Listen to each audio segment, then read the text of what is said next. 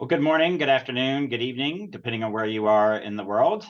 My name is Michael Daniel, and I'm the president and CEO of the Cyber Threat Alliance. And I'm very happy to be here today with Steve Grobman from McAfee, and I will let him introduce himself in just a second. But we are going to talk today about the snake oil of the 21st century, or at least the potential for it being the snake oil of the 21st century, artificial intelligence, which of course is a topic that a lot of people are talking about these days.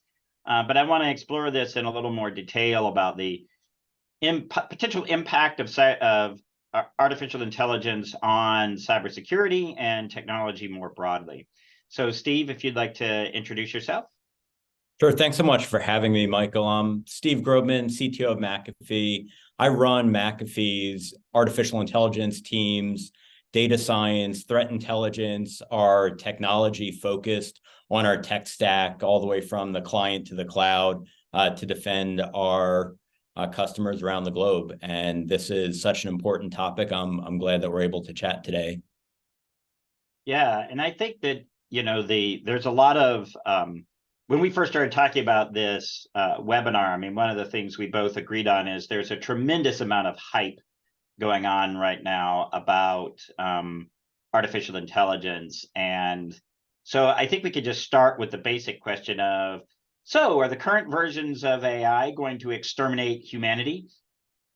Michael, I can give you my perspective, and I'll start with the simple answer, but then I'll elaborate.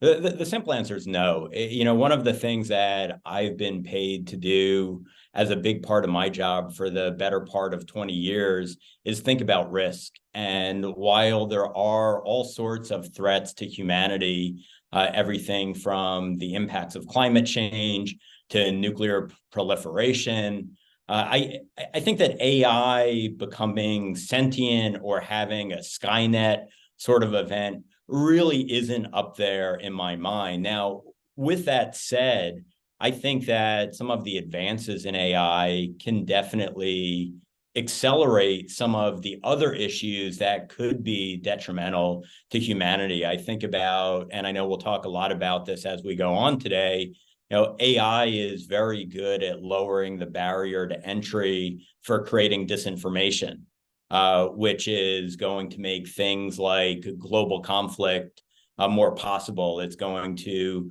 potentially make some of the very challenging issues that we as a society need to work through, things like climate change, more difficult.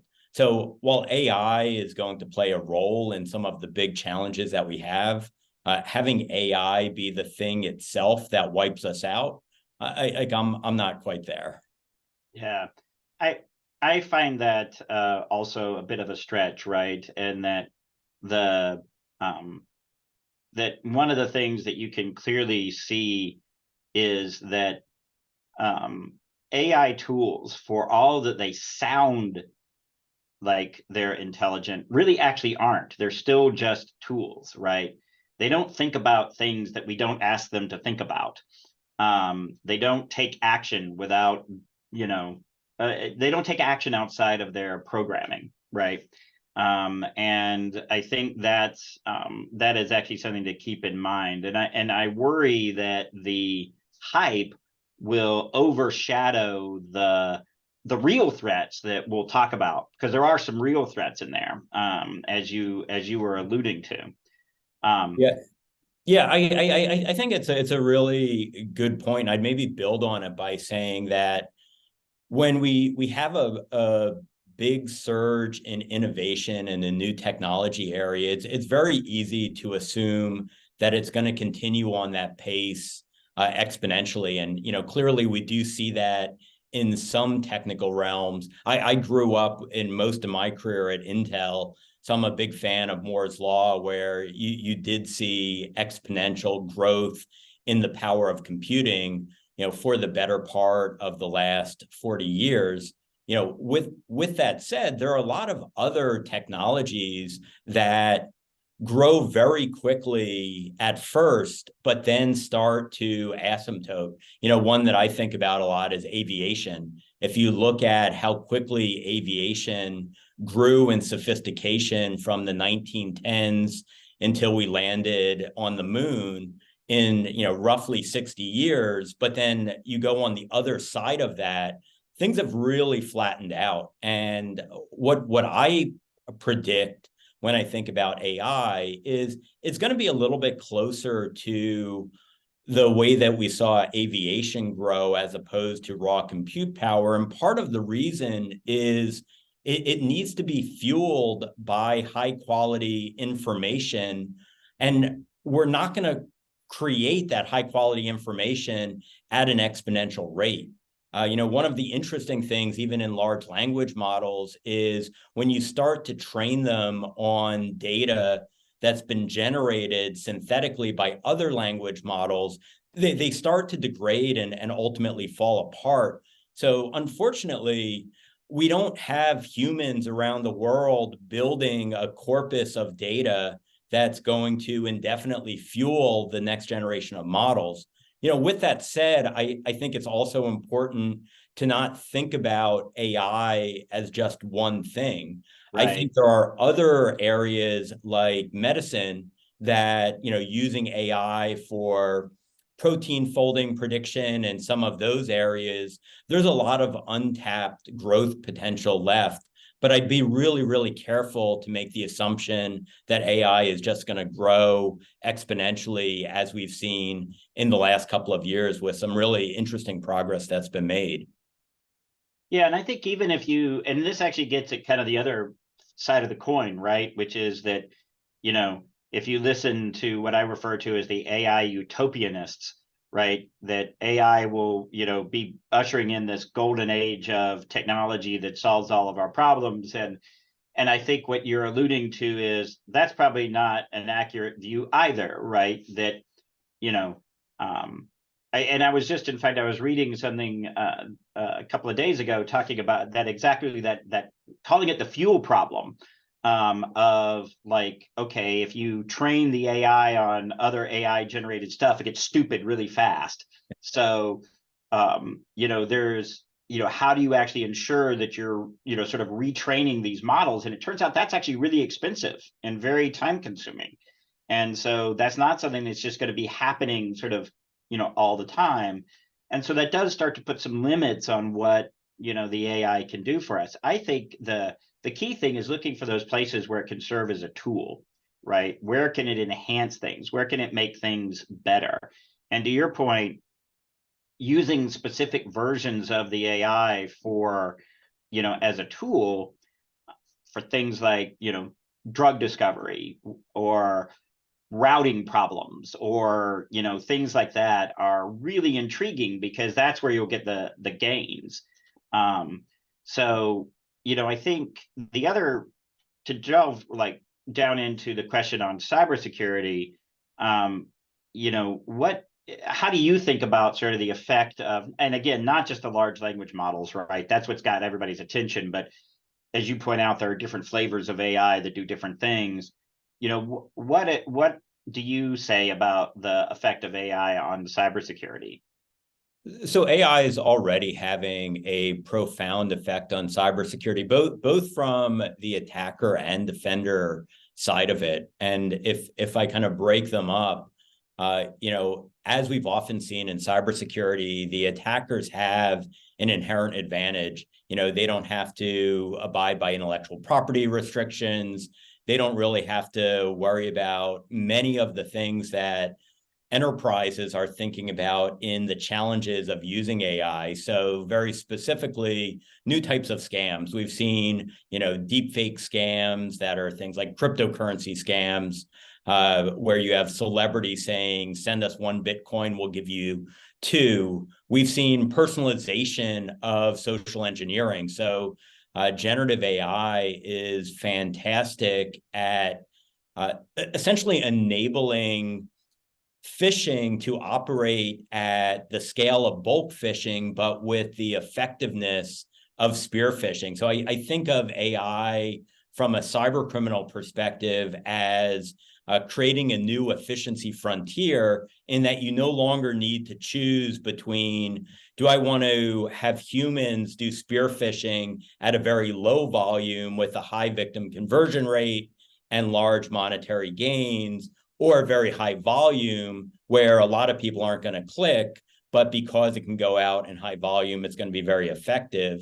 And then I think the final part from the attacker side is it's going to make many of the things that we've focused on for years more difficult, more lethal. So I think about polymorphic malware, where using generative code can basically create thousands of implementations of some of the underlying functions in a piece of malware, making it more difficult for our models to detect, or even traditional signatures be more challenging. Clearly on the defensive side, the best way to fight, I think of it as fighting fire with fire, is we have to use AI with all the power that it does have. We'll talk a bit in understanding its limitations, but AI is an incredibly powerful tool. So, my team is working on building models to detect threats, whether that's structural, what things are, behavioral, how they act, contextual, how things operate together. It's really using all of those things to have the best possible defense. But I think, as we'll talk about in a bit, it's really important to not get taken by some of the demos and overpromising, that we really need to understand the limitations of what AI can and can't do. Yeah, and I think it's important to also bring that to, as you said, like you can, the use case for things like improving the bulk phishing emails, right? Because you can use the generative language models to help your English or your Brazilian or your, whatever sound more authentic, right? But I also think it's important to think about the fact that, again, most of these bad guy organizations are going to be constrained by what's available, openly, right? Because it's not like, a lot of these criminal gangs are going to be running their own, large language models, right? That takes a huge amount of capability. So I'd actually say maybe like while I don't think criminals are going to build from scratch large language models, I think one of the things we will see is them running instances of large language models in order to get around the challenges of guardrails that right. some of the SaaS or hosted providers are able to put to prevent LLMs from doing things that are deemed unethical or dangerous. We've done a lot of experimentation and work on fine-tuning some of the high-quality open source models, whether it's GPT-J or Llama 2. One of the things that's very powerful about those sorts of models is you really can't prevent a bad actor from tuning them or using them to do malicious things.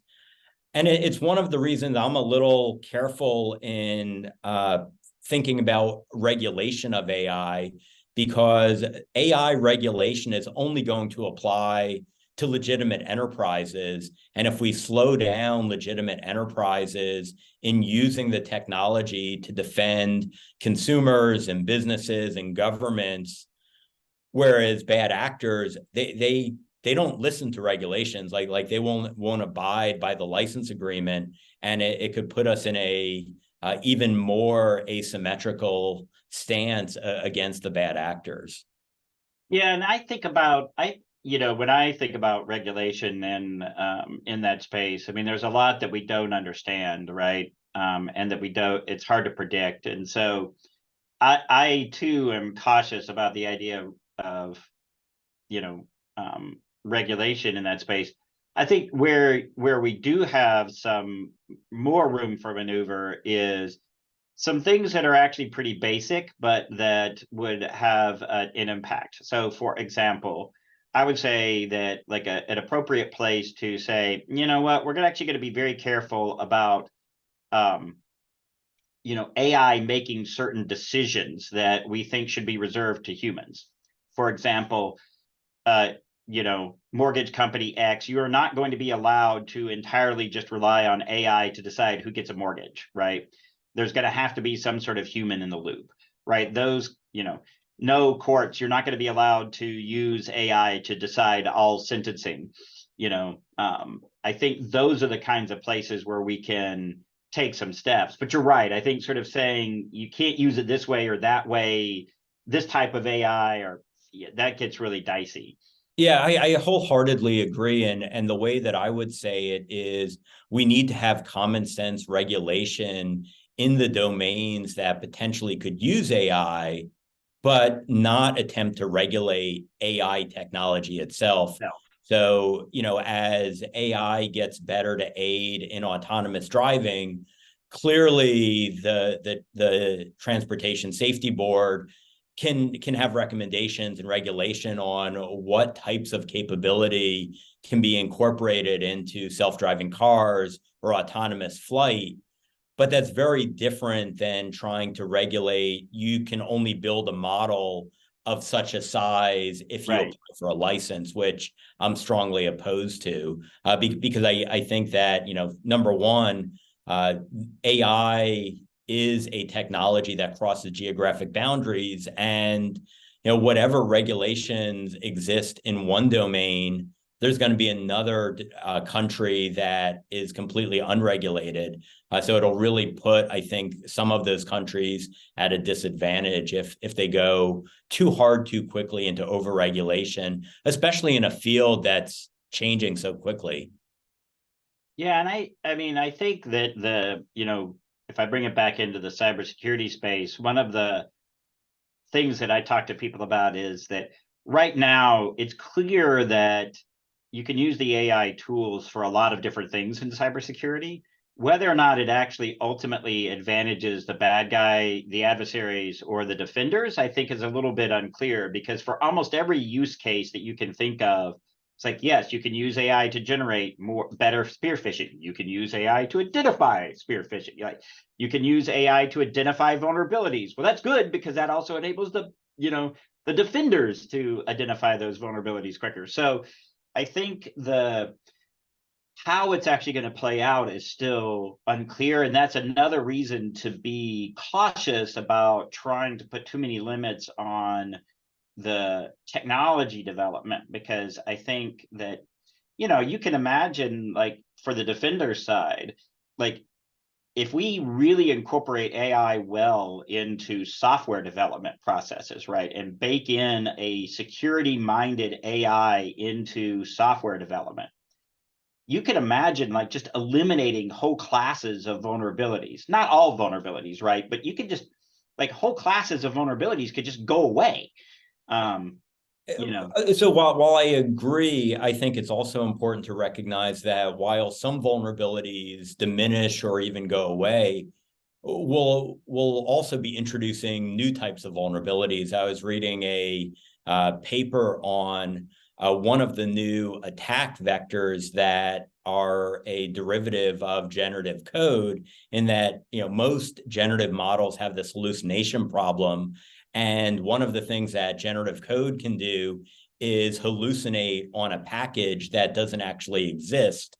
So as a cyber criminal, if you can figure out what package is going to be hallucinated and then actually set up that package, you can facilitate a supply chain attack or other attack types that really weren't possible under a non-generative code. And I also think it's important to recognize that we need to be very careful in projecting how effective technologies will become, even if they operate very well on certain tasks. I think generative code is a great example of that. When you use generative code to solve well-understood, well-known problems, it works really well, and it's quite amazing. But if you give it a challenge of solving a problem that's never really been solved before, the wheels pretty quickly come off the bus. If I had $1 for every time that I've been testing generative code where I say really, and the response back is, I apologize, that doesn't actually work, it would be I'd be a lot richer than I currently am. So I think understanding the fact that we can demonstrate certain capabilities of the technology doesn't necessarily mean that it's going to do everything with that same level. And I'd caution enterprises out there to really think through some of the projections on efficiency of software development using generative code, because while some aspects will become more efficient, there will be other investments required, whether it's doing security reviews, making sure that things are bug-free, really understanding what was generated by somebody other than a human, that is truly understanding the problem statement. Yeah, and I think this gets at one of the topics I wanted to talk to you about today is really, if you're a company out there and you're trying to evaluate, uh, security companies' claims that, they use AI, or they've made AI secure. What are some of the red flags you should be looking for? This gets at the snake oil theme, right? That you can use, it slices, it dices, it makes julienne fries. I mean, Yeah, absolutely, Michael. And this is a topic that I've been a bit on a soapbox on for years. Is AI is a technology that can often be made to look much more powerful than it actually is. I've given a talk a few times where part of the demonstration I do is I train a model that predicts the winner of the NCAA basketball tournament by putting in some stats from the various teams, and it does a perfect job. And the way that I talk about this is, if I brought you this model and said, how much do you think this is worth? Like, it looks incredibly powerful because it works so well. For those of us that are in the data science space, it's just an overfit model on data that it's been trained on. Like when you actually play it or use the model on games or seasons that it wasn't trained on, it falls apart really quickly. I think that same sort of approach is being used by a lot of companies in our industry in walking into a CISO or a CIO's office and doing an amazing, almost parlor trick demo. And the demo is just too good to be true. And it's like the old adage that if you think it's too good to be true, it probably is.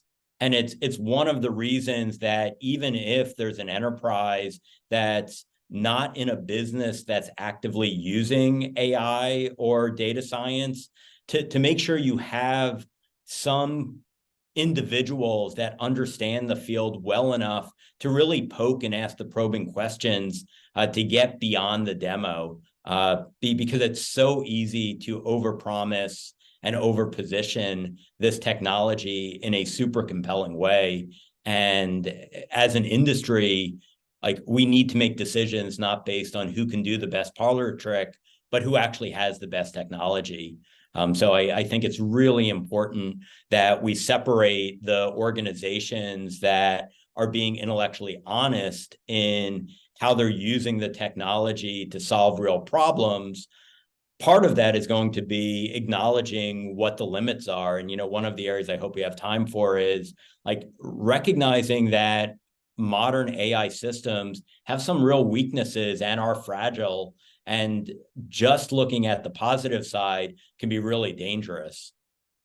Yeah, and I think about we don't really know how to secure AI itself. We don't know, like you're talking about having that, proving the efficacy of it. Like, it's really difficult to, I think, in the current state of the industry, to look at some of the AI output that looks a little strange and go, is the AI just hallucinating? Is somebody manipulating it? Like, did it get bad training data? Like, what, and separating those things out, sort of that efficacy question, right, is, I think is really, I think it's still really challenging. I mean, we actually have this efficacy problem across cybersecurity in general. Like, how do you measure cybersecurity-ness? But, I think it's particularly plagues us with AI right now. And I think the efficacy challenge is hard enough, even when the bad actors are minimally working to use adversarial AI techniques. I think as AI takes over every aspect of our defense, we really need to double down on understanding how to appreciate and become more resilient to adversarial AI techniques. And for those that aren't familiar, think of adversarial AI as the technical field that's all about trying to confuse or make AI fail. It's everything from, if I'm sending something to an AI evaluator, can I architect what I send it in a way that will confuse the model? We call that evasion. You think about things like data set poisoning or training poisoning. So much of, especially what we do in the cyber industry, is about building models based on what we see in the field. Well, who controls what's in the field? Bad actors. If you can architect the things that our models are being trained on such that training on certain types of data will weaken or enable easier evasion, that can definitely operate to the adversary's advantage.